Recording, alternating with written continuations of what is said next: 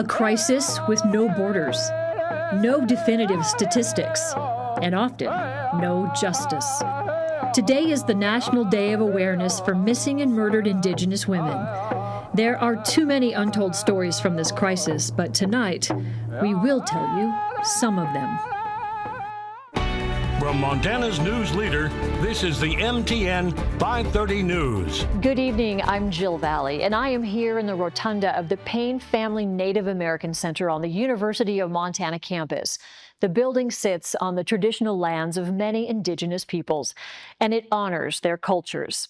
We're here because today marks the National Day of Awareness for Missing and Murdered Indigenous Women and Girls. Native women face murder rates more than 10 times the national average. Here in Montana, Indigenous women are 4 times more likely to go missing. Tonight, we will only share a few stories from the MMIW crisis, some of which you might know, but some you don't. You probably know the names of Ashley Loring Heavy Runner. She disappeared from the Blackfeet Reservation in 2017. And of course, Germaine Charlo. She was last seen in downtown Missoula just a year later. It's Germaine's case that has received the most national attention.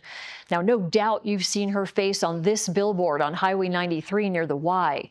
Besides our extensive local news coverage on KPAX, Germaine's disappearance caught the attention of the CBS News show 48 Hours. And in October, the search for Germaine aired, highlighting not just the disappearance of this young mother, but showing the world the efforts Indigenous groups take to bring attention to the issue of violence against Native women. There is another case, though, in Montana not receiving much attention at all. It's the story of J.D. Butterfly. She was killed in December after being shot on the Blackfeet Reservation. Now, her family says this was intentional. Law enforcement isn't saying anything at all. No suspect has been named in the case. No charges have been filed. MTN's Robin Iron reports, though, that J.D.'s life mattered, and it's her family now fighting for justice.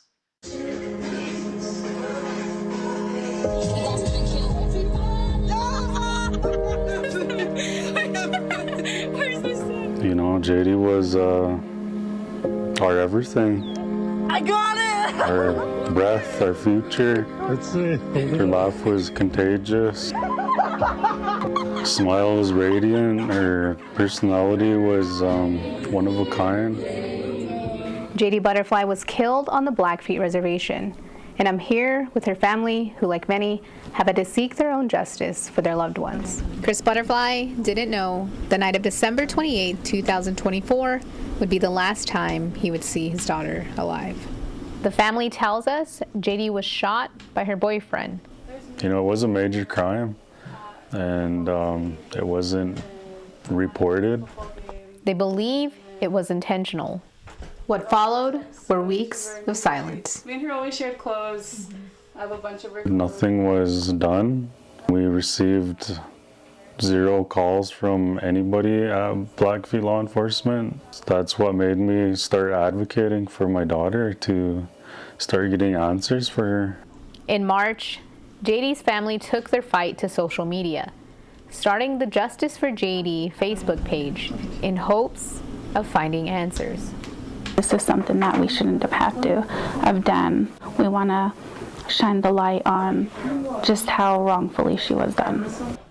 It's a reality for families of missing and murdered Indigenous women who find themselves in a constant cycle of silence and grief. It's just the same story of on every case, it seems like.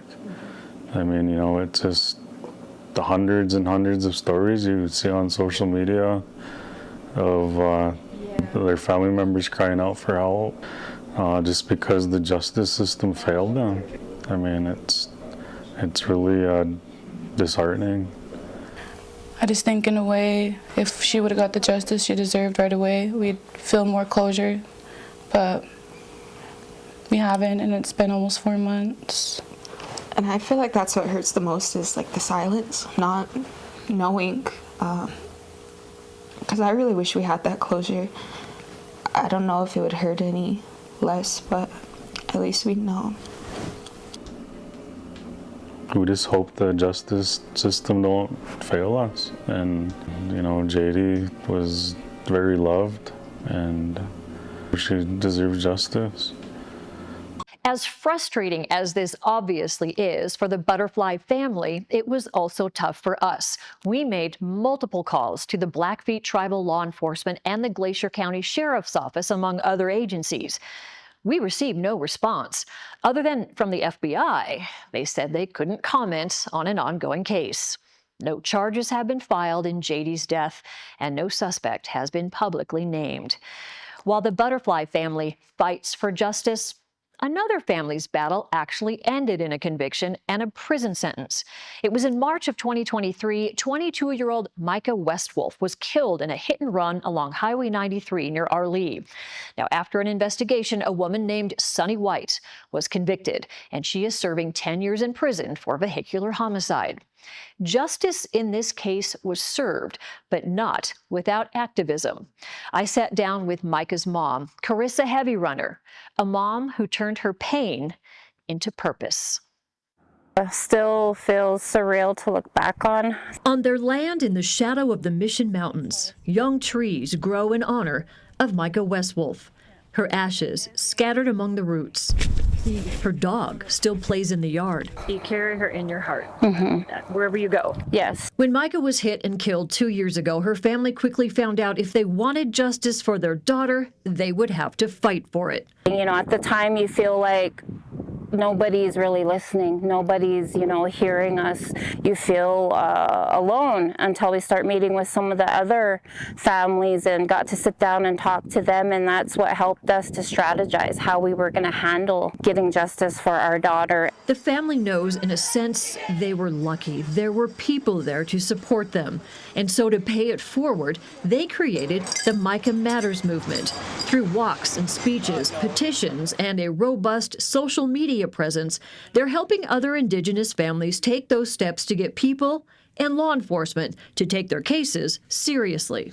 The methods we use to demand justice, it's a good blueprint, I guess, because we proved that it can work. So I think more than anything, it just is going to give other families like hope. It's because there's no handbook for this. We just, you know, just tried to, you know, do the best we can. I asked Carissa what Micah would think about the Micah Matters movement and all her mom is doing to help other Montana families in her daughter's name. I hope that she'd be proud of me. And I remember her telling me, like, you're one of the strongest women I know, and that's all I'm trying to be for her. We will continue talking about the dangers of Highway 93, but first, a message. America Shelby. My name is Bonnie Asensio. My name is Kristen Two-Teeth. My name is Jen Murphy. My name is Bonnie Saluskin. My name is Chris Butterfly. My name's Marlene Cobell. My name is Autumn Bremner. My name is Kevin Howard. Crystal Cole. My name is Carissa Heavy Runner. My name is Haley Omiso. I am a member of the Confederated Salish and Kootenai tribe. I am from the Flathead Reservation. And I'm an enrolled member of the Chippewa Cree tribe in Rocky Boy, Montana. I'm an enrolled member of Yakima Nation. I'm a member of the Blackfeet tribe. I'm an enrolled member of the Blackfeet Nation. I'm a member of the Blackfeet tribe. From the Flathead Nation. Blackfeet Nation. I'm an enrolled member of the Blackfeet Nation, and I'm also Dene. I have 6 beautiful daughters, and they matter. My sister should be here. My daughter, JD Butterfly, was killed, and her life mattered. And I lost my best friend JD 4 months ago, and we still haven't received justice. My best friend was murdered on our reservation. My daughter, Micah Westwolf, she was taken from us in 23. My daughter was murdered, and the system failed to provide her justice. All Native lives matter. All Indigenous women are sacred. My life matters. From Montana's news leader, you're watching the MTN 530 News. In January of 2022, Mina Tut was walking along Highway 93 in St. Ignatius. A 22-year-old woman from Bozeman struck and killed her. The initial police report did not indicate any drugs were involved in this case, but 3 years later, the Montana Highway Patrol confirmed to MTN the driver had THC in her system. We reached out to the Lake County attorney for comment on the case, but we have not heard back. Mina Tut's family shares with MTN's Emily Brown the impact of living next to roads that have stolen more than one of their loved ones. Highway 93 cuts right through the heart of the Flathead Reservation. Lots of people walk alongside the road, which is known for its dangerous conditions and high speeds. Many have lost their lives here, which is why locals say, pray for me, I drive 93. It's just not safe. In 2022, 31-year-old Mina Tut was walking next to Mission Bridge in St. Ignatius. She was intoxicated and called for a ride. Mina was waiting to be picked up when she was struck and killed by a vehicle. I remember just being in disbelief. But Mina wasn't the first child Bonnie Asensio lost. 2 of my children died before me. Her daughter, Ruby Saluskin, was a passenger in a 2020 fatal crash along Highway 35. My daughters are important. They are just as important as any other children in the world. Now, only 4 of Asensio's 6 daughters are alive. My mom's voice keeps ringing through my ears to be safe, please. And the surviving family lives alongside the road where white crosses mark their losses. I had anxiety really bad after that. I couldn't even drive really, and especially at like nighttime. Since 2020, between the Y and the end of the reservation, the Montana Highway Patrol reports there have been 58 crashes, including 65 fatalities. Still, people commonly commute on foot. Indian people walk. We're not afraid to not have a vehicle. My mom lives a mile, just right down the road here. I'll walk over there easy. And the family hopes someday for changes that would make getting around the reservation safer for the next generation. I would love for a billboard to be here that says, you are now on a reservation and we love to walk. But all the while, they hold memories of loved ones lost on the road close. You know, being able to be there for your children, being able to be there for your mothers, your fathers, your family. That's what this is all about. They are my daughters, and I love them with all of my heart. They're mine. They continue to be mine, even though they're in heaven.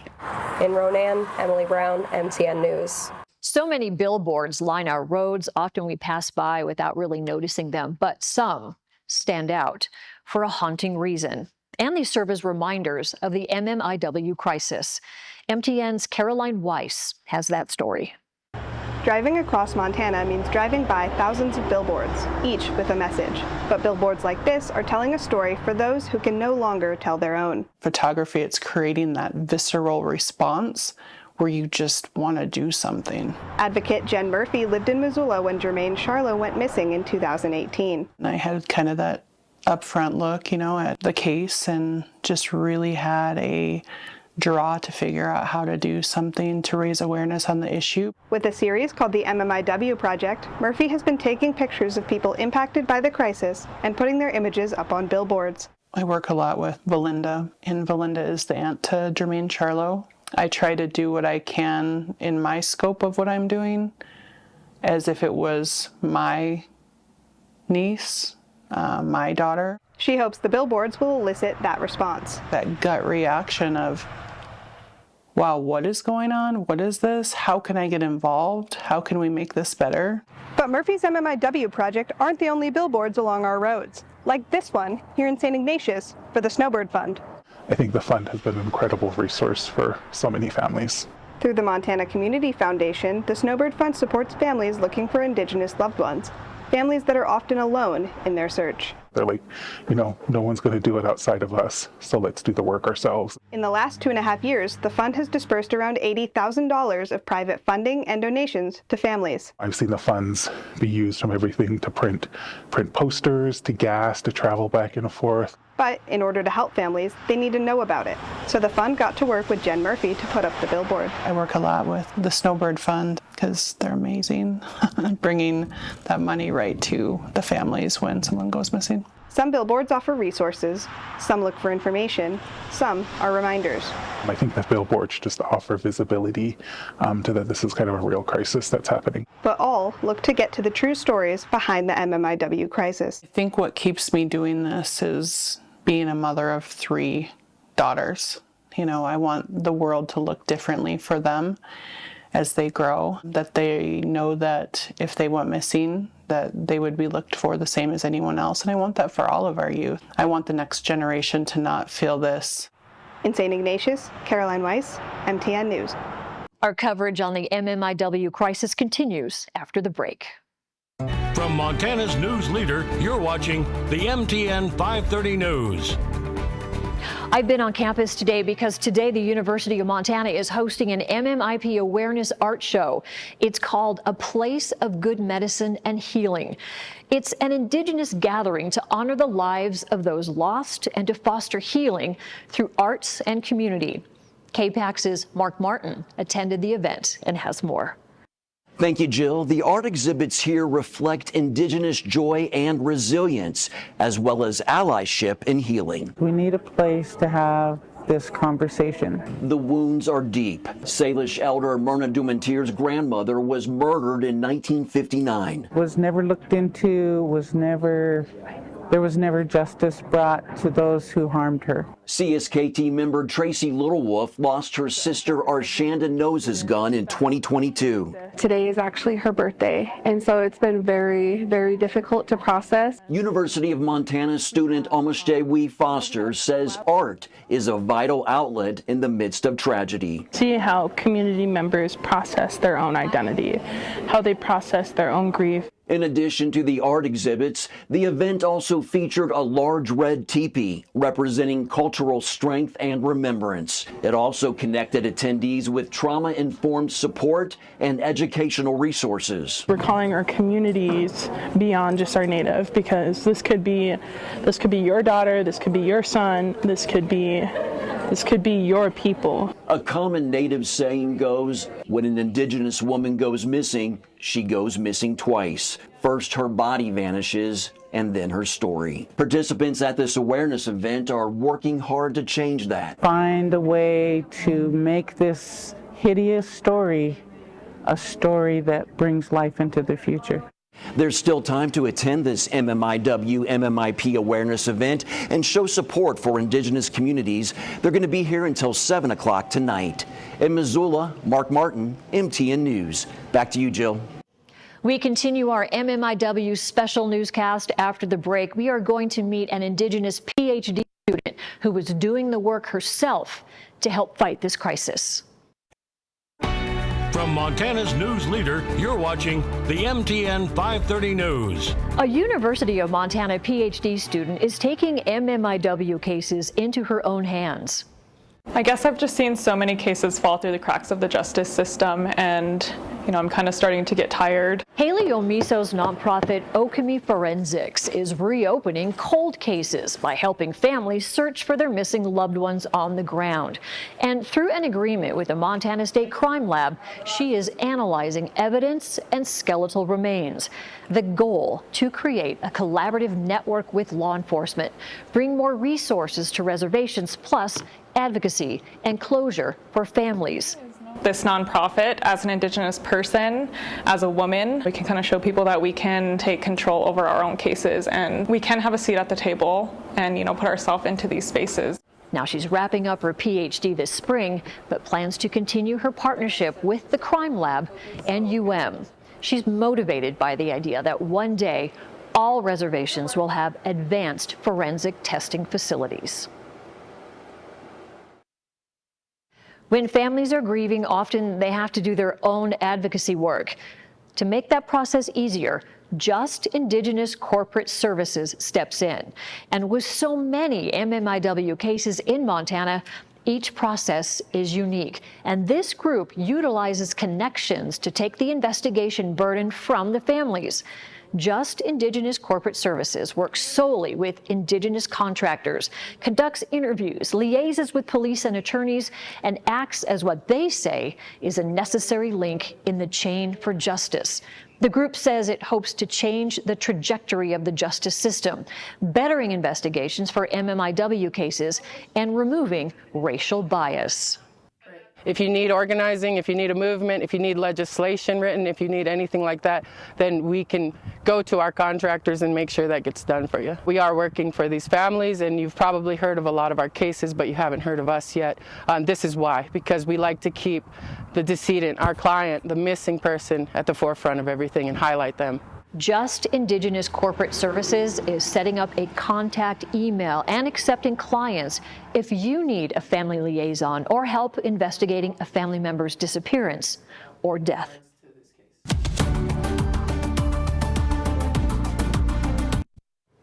For the past 30 minutes, we have shared the personal stories from families directly impacted by MMIW.